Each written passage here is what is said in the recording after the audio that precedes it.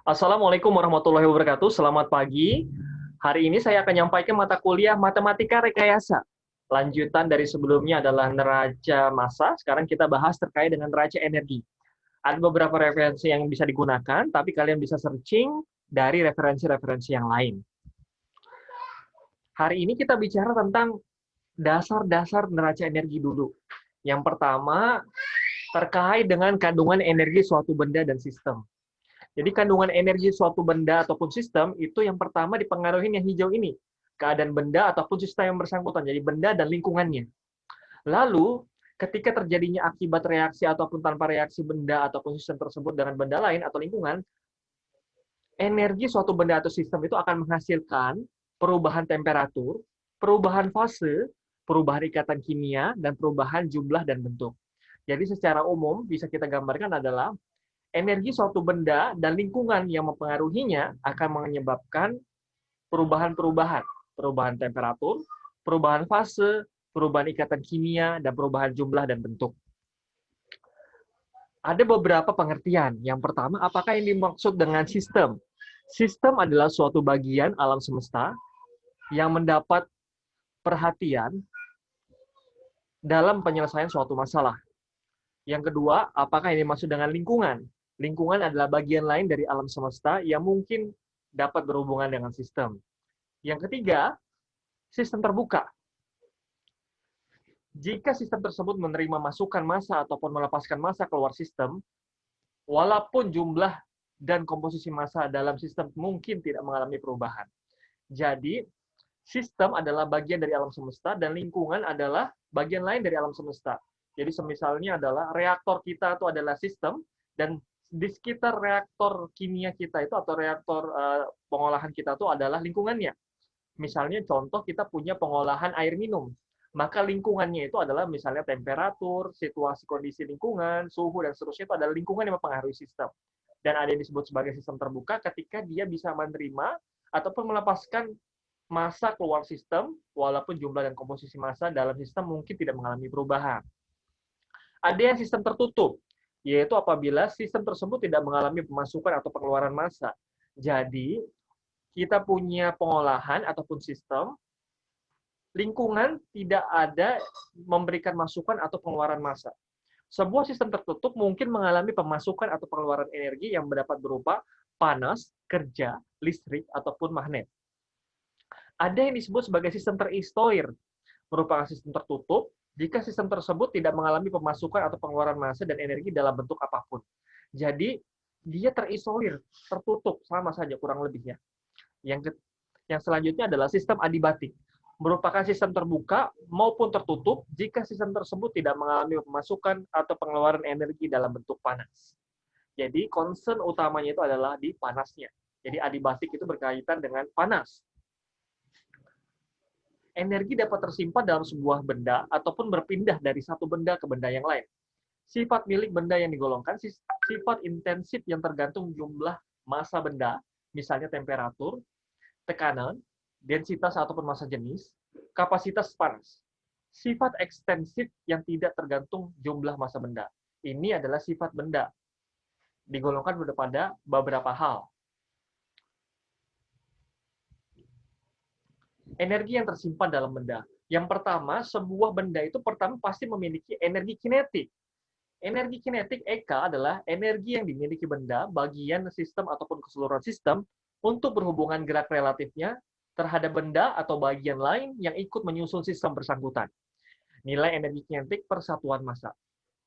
Jadi rumusnya adalah EK sama dengan setengah V kuadrat, di mana V kuadratnya itu adalah kecepatan linear gerak benda, meter per sekon.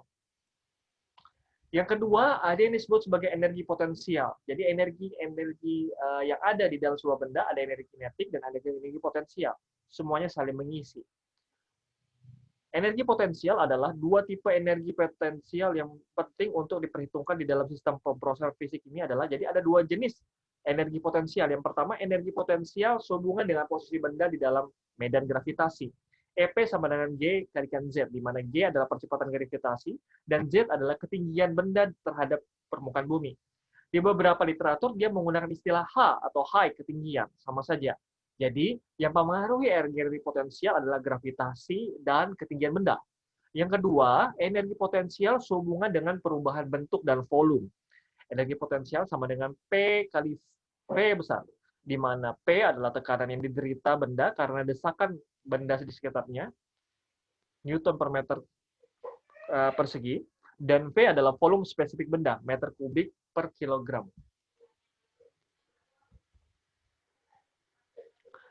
Ada juga yang disebut sebagai energi dalam atau U, energi yang dimiliki benda untuk mempertahankan struktur molekul-molekul penyusunnya, serta mempertahankan gerakan-gerakan translasi, vibrasi, dan rotasi molekul-molekul tersebut. U sama dengan fungsi dari T. Entalpi, sebuah besaran yang diturunkan secara matematik yang kemudian untuk kemudahan untuk menuliskannya adalah U plus PV yang sering muncul bersamaan. Di dalam sistem tertutup, suku PV hanya berupa perkalian nilai tekanan dan volume yang memiliki suatu satuan yang sama dengan energi. Di dalam sistem terbuka dengan aliran kontinu, suku PV benar-benar merupakan aliran energi yang masuk dan keluar bersama aliran material. Jadi, ada beberapa energi dari sini yang kita bisa pelajarin. Energi kinetik, energi potensial, dan energi dalam. Energi yang berpindah. Seperti kita ketahui bersama, dalam hukum kekalahan energi, energi tidak bisa diciptakan dan dihancurkan. Dia hanya bisa berpindah ataupun berubah dari satu bentuk ke bentuk yang lain. Energi sistem dapat bertambah atau berkurang melalui cara berikut. Yang pertama, satu, energi yang terbawa dalam materi yang masuk atau keluar sistem. Yang kedua, panas. Dia berubah menjadi panas yang masuk atau keluar sistem melalui dinding sistem akibat perbedaan temperatur sistem yang dengan lingkungan. Yang ketiga adalah kerja, work, yang berpindah melalui dinding sistem sebagai akibat. Yang pertama, bisa disebabkan kerja itu karena perbedaan tekanan sistem dan lingkungan yang diwujudkan dengan perubahan volume sistem. Yang kedua, perbedaan tekanan lingkungan dengan sistem di tempat masukan. Yang ketiga, perbedaan tekanan sistem dengan lingkungan di tempat keluaran. Yang selanjutnya adalah kerja poros yang berhubungan dengan perpindahan momentum antara sistem dengan lingkungan, misalnya kerja pompa, kompresor, ataupun turbin. Termofisika.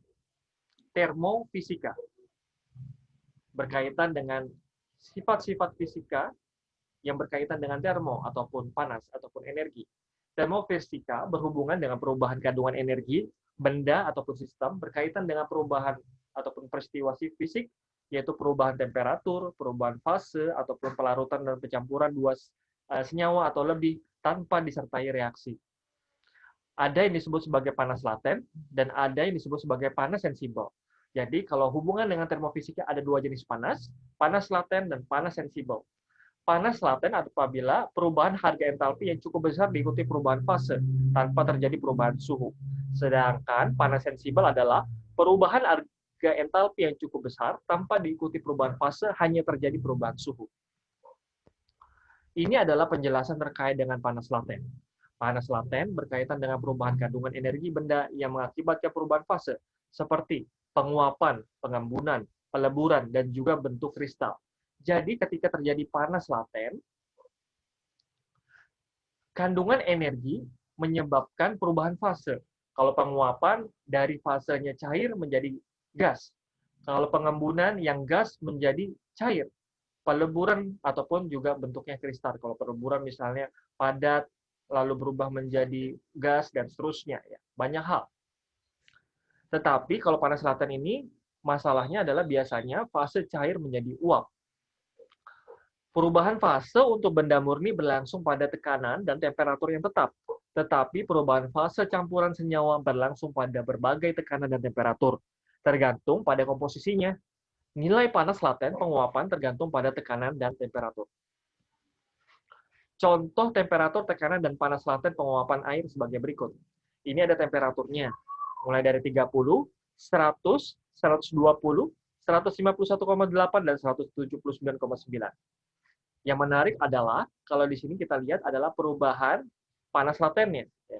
Jadi, temperatur dan tekanan mempengaruhi panas laten.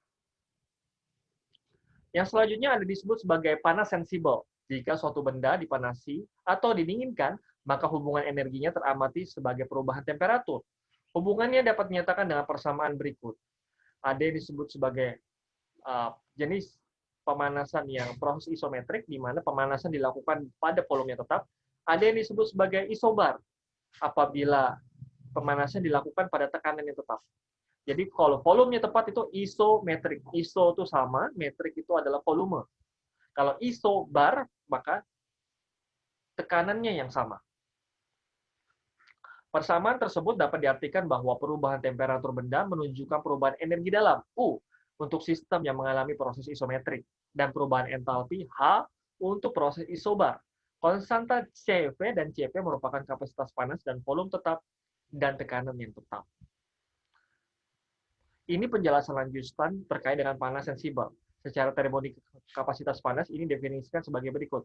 CV sama dengan perubahan U per perubahan waktu. Dan CP sama dengan perubahan H atau entalpi per perubahan waktu. Jadi CV atau CV yang pertama, perubahannya adalah perubahan energi dalam berdasarkan waktu. Sedangkan CP, perubahan entalpi berdasarkan waktu. Khusus untuk senyawa yang memiliki sifat mendekati gas ideal, berlaku CP sama dengan CV ditambah R.